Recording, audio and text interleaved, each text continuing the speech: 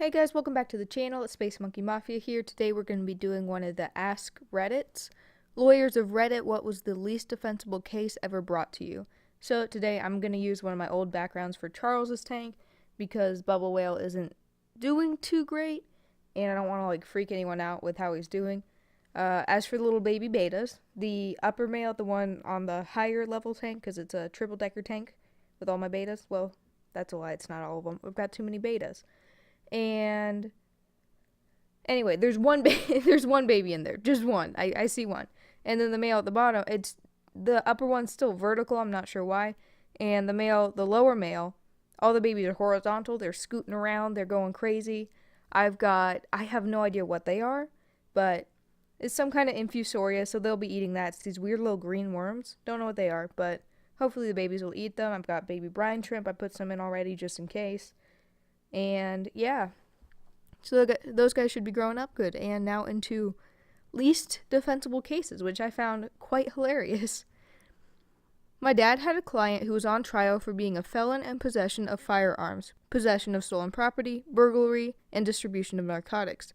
Guy had multiple pictures of himself on Facebook holding guns, drugs, and cash, and had videos of himself both breaking into someone's house and stealing a gun, as well as selling crack on several occasions. Despite my dad basically telling the genius he was going to prison either way and to plead out for a reduced sentence, dude still pleaded not guilty. We still occasionally joke that the guy clearly wasn't competent to stand trial by virtue of being so dumb. How do you think this is gonna go well for you, buddy? What's happening in your brain that I'm gonna post a video of me selling crack on Facebook. That's what the people love to see. It's like a 100-way tie for first place. Spoiler alert, they had the drugs on them. Less frequently, it was a gun. And yeah, let's just say the I have a permit defense for the latter was not something we had to worry about round those parts.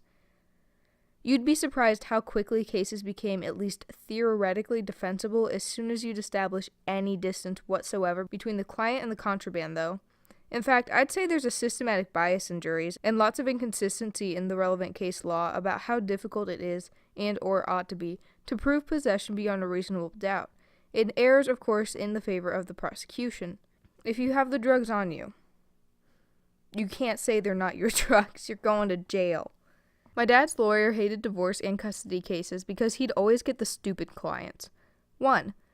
Wife wanted everything in the divorce. Her boyfriend sent a video to her husband. It showed the wife and the boyfriend being intimate in her husband's house. Wife, clearly at fault, still wanted everything. 2. Wife wanted custody of her kids and she was actually winning until she drove to her husband's place drunk as a skunk and threatened to kill him if he didn't withdraw from the case. Also, she forgot to mention to her lawyer that she was on antipsychotics. 3. Guy wanted custody of his kids but had a rap sheet a mile long, along with a history of domestic abuse and threatening people in the internet. Judge tried to give him a chance, but he messed that up when he posted a tirade on his Facebook about how he'll curb stomp his kids because their mother deserved it. 4.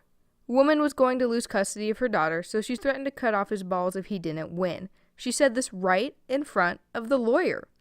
5. Ex-husband denied stalking his ex-wife and putting poop in her mailbox. His social media account says otherwise.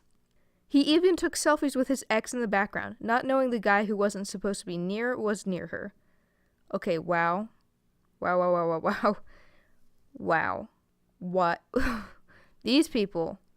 All these people need to be on antipsychotics, not just the second lady. All of them. Friend of mine told me he had to defend someone who was assaulted his wife. She called the cops, he assaulted them too, and when he went to court, he tells the judge he wants to kill them. He's probably assaulting some cellmates at this time. Dude, you can't just fight everyone. This is not fighting the man. This is being beaten by the man. You can't just, oh my gosh. No, get it together, buddy. Guy is driving pounds of drugs across the country, multiple state lines. That's a felony. Decides to pick up hitchhikers on the way. Keeps 200 grams of hash oil in cup holder for easy access while driving.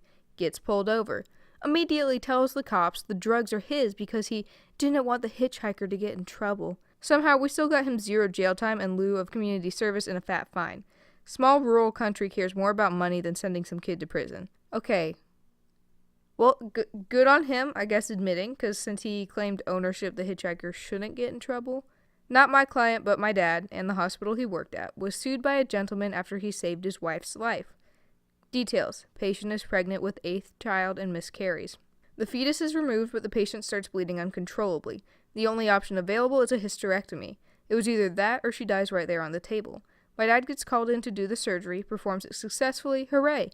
The patient's husband is quite devout and beyond angry that his wife can't have any more kids, so he sued the hospital. No firm would represent him, and he ended up bringing proceedings himself. Went all the way to trial, and he lost hard. Pro tip, alright? If you cannot find a lawyer to represent you, do not represent yourself. That is a very bad idea. That is a very good way to ensure that you are going to jail forever. Italian lawyer here, happened in a divorce. This guy comes in, tells me his story. Small town dude, car mechanic, no education, very traditional, you get the type. Wife doesn't want him anymore, no intimacy, she sleeps in another room, he does everything in the house. Chores, groceries, takes care of the kids, the whole thing. Anything against you, I ask? Nope, basically an angel. Okay, I say, easy. Only he omits to tell me a few things, which I find out pretty much in front of the judge. Basically, this dude spent his whole severance package in strip clubs and on other illicit items. And then he took not one, but 2 loans to keep spending on more strippers and more illicit substances. This is all known to the family because he reasoned and said, I worked all my life. I deserve it. Enough? Nope. This guy proceeds to date one of the strippers. Enough? Oh boy, no. He takes the stripper home on Christmas at this big Italian family gathering, relatives and all, and says, now she lives here. Yep, that went well. Dude, you can't... Save up, retire, buy yourself some fish. I'm a fan of fish. You know what? Who needs strippers? Get you some good fish. It's a joke. Why would you... Oh, gosh. You can't just... Look, momentary satisfaction is not a good thing to spend all of your money. Don't blow all... I don't care what it is. Don't blow all of your money on momentary satisfaction. That is a bad idea. You need to save it. You need to get something that lasts long. Maybe even invest it. Because for me, my fish are actually an investment. I've made quite a good bit of money off of them, which is awesome. And it's much better than wasting all the money on strippers. So, hey. A woman wanted me to sue her previous lawyer for charging her a lot of money, but producing almost no work to justify his fees. She gave me what she told me was the lawyer's total work product, a page printed off the internet for which she said she was charged thousands of dollars for legal advice. She had already brought a claim via my jurisdiction's disciplinary body for lawyers she had lost and wanted to bring an appeal. The judgment kept referring her to documents that I hadn't seen.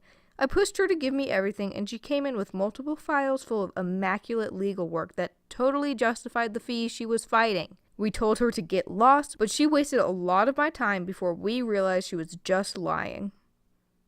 Dude, you can't just... Oh my gosh, man, come on. Come on. No. You can't just lie in court. Like, they have the documents. There's no way. You think a lawyer got rid of those documents? No, you can't fight a lawyer in court and just be like, oh, I misplaced thousands of dollars worth of documents. I'm sure he doesn't have copies.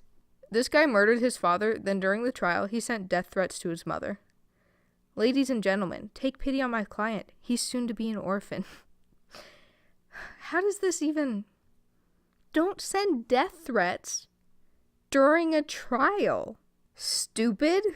Some of my colleagues have regretted taking cases with difficult clients.